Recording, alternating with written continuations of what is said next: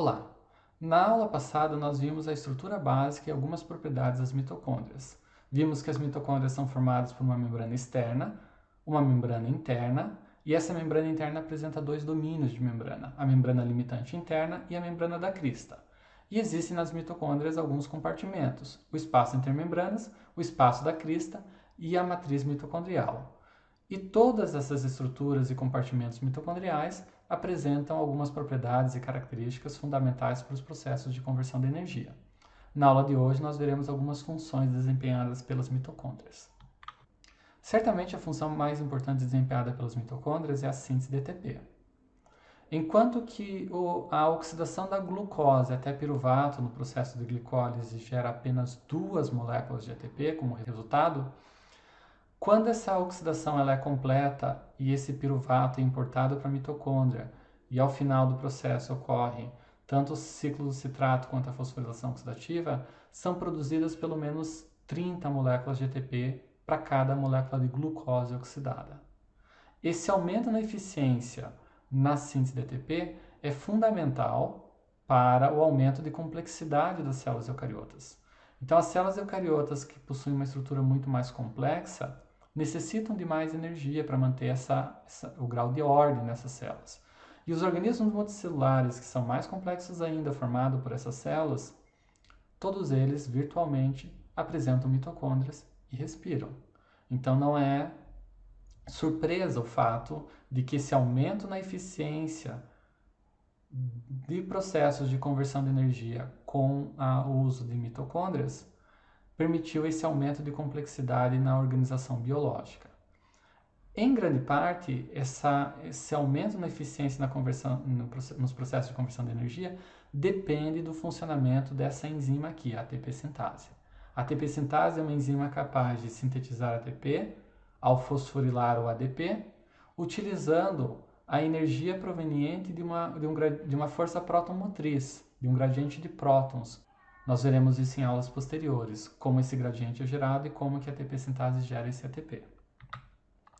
Uma segunda função importante das mitocôndrias é a conversão da energia química na forma de gradiente eletroquímico de prótons em energia térmica, em calor.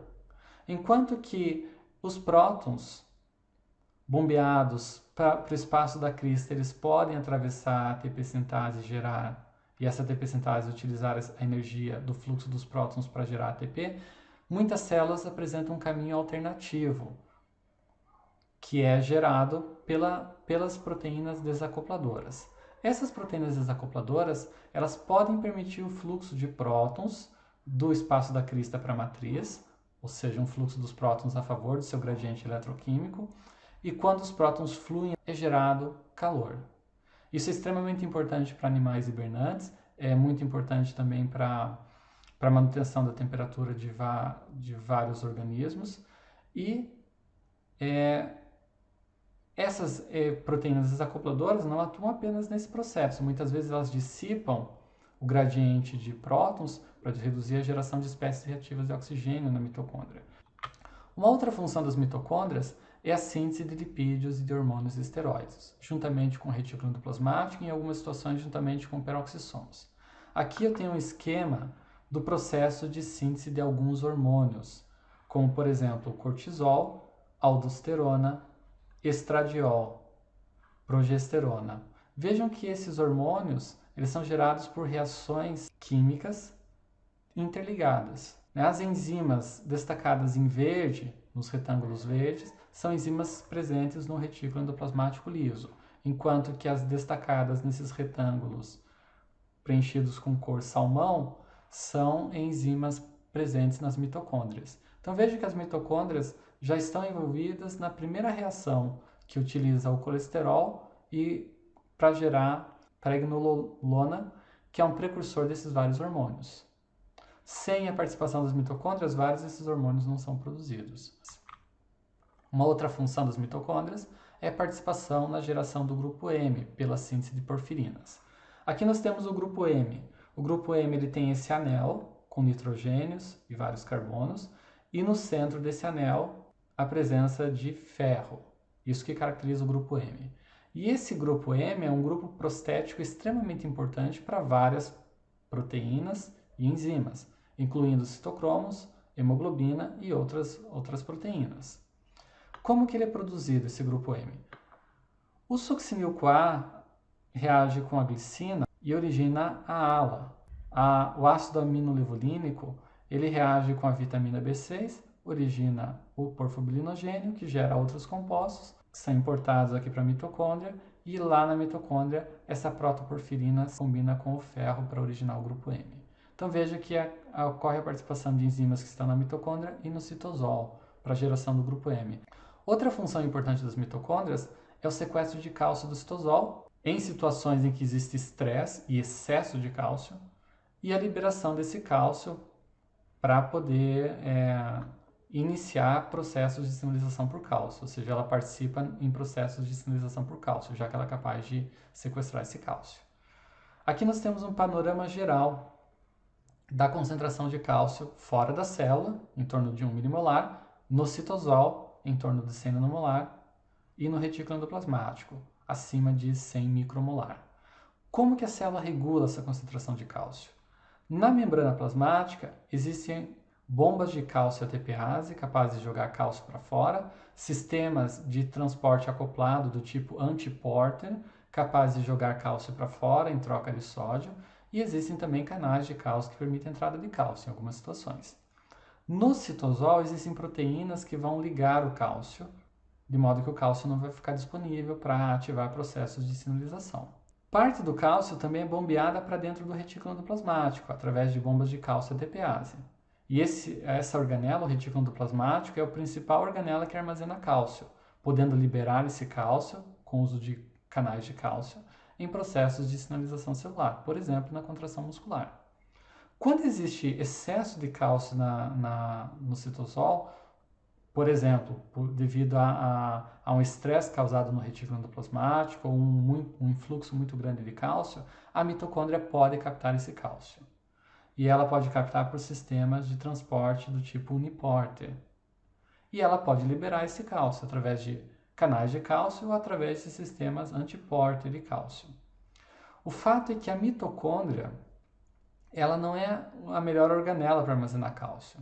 Enquanto que o retículo endoplasmático é capaz de armazenar cálcio e manter uma concentração relativamente alta de cálcio, sem que esse cálcio cause problemas para o funcionamento do retículo endoplasmático, na mitocôndria isso não acontece. Excesso de cálcio na mitocôndria gera problemas para o funcionamento mitocondrial, em particular em processos de conversão de energia. Isso pode levar a célula, inclusive, à morte celular. Outro processo que tem participação das mitocôndrias são os vários processos de morte celular. Então, a mitocôndria tem um papel central no processo de apoptose e em outros processos de morte celular. Necrose, por exemplo, a mitocôndria pode, em algumas situações, ter um papel também importante. Aqui eu tenho um esquema, então, do processo de apoptose, nesse tipo de morte celular programada. Quando existe um estímulo apoptótico na mitocôndria, pode haver a liberação de proteínas do espaço entre membranas da mitocôndria. Em particular, a mitocôndria pode liberar entre as várias proteínas o citocromo C. O citocromo C, ao chegar no citosol, ele pode se combinar com essa proteína adaptadora e formar essa estrutura heptamérica chamada de apoptossomo. O apoptossomo é um complexo capaz de ativar caspases iniciadoras, que são proteínas que atuam como proteases, que quando ativadas vão ativar caspases executoras, e essas caspases executoras vão começar a clivar várias proteínas dentro da célula, levando a célula à morte celular por apoptose. Então veja que a mitocôndria tem um papel fundamental na formação do apoptossomo. Sem a participação da mitocôndria não vai formar esse apoptossomo e vai haver a ativação dessas caspases. Então a mitocôndria tem um papel fundamental em processos de morte celular. Outra função das mitocôndrias é a participação no processo de envelhecimento e regulação do metabolismo celular. O processo de envelhecimento nas células, ele provavelmente é multifatorial. Existem vários eventos que levam ao envelhecimento celular. Mas existe uma teoria que postula que as mitocôndrias e os peroxissomos têm um papel fundamental no processo de envelhecimento. No caso das mitocôndrias, o que acontece? Mitocôndria gera muita espécie reativa de oxigênio, e essas espécies reativas de oxigênio são capazes de danificar o DNA mitocondrial.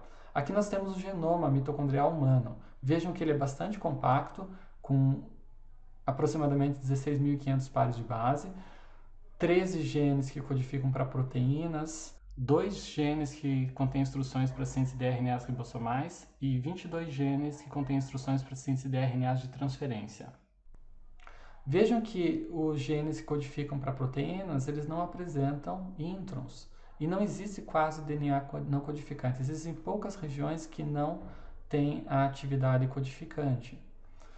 Isso faz com que qualquer dano, qualquer alteração em nucleotídeos nessa molécula de DNA tenha muito mais chance de causar problemas no funcionamento da organela do que alterações em sequência de nucleotídeos no genoma nuclear. Porque no genoma nuclear existe DNA espaçador, existe muito DNA não codificante.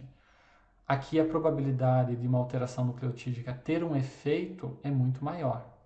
E aparentemente é o acúmulo de danos no DNA mitocondrial que leva ao longo do tempo à geração de proteínas defeituosas, proteínas mutadas, e essa geração de proteínas mutadas leva a uma redução na capacidade da mitocôndria de sintetizar ATP. Com menos ATP disponível, diminui-se a capacidade da célula de repor biomoléculas que eventualmente são degradadas, e com isso há toda uma alteração no metabolismo celular e, consequentemente, ocorre o processo de envelhecimento.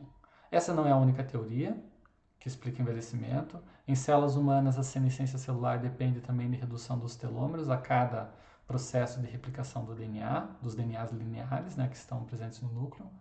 E existem outros fatores, provavelmente, que estão envolvidos com esse envelhecimento. Além disso, a mitocôndria tem um papel fundamental na regulação do metabolismo celular, já que as mitocôndrias geram ATP e ATP é usado para muitos processos celulares, atividade de várias enzimas, atividades de transportadores, processos de formação de estruturas muito complexas dentro da célula.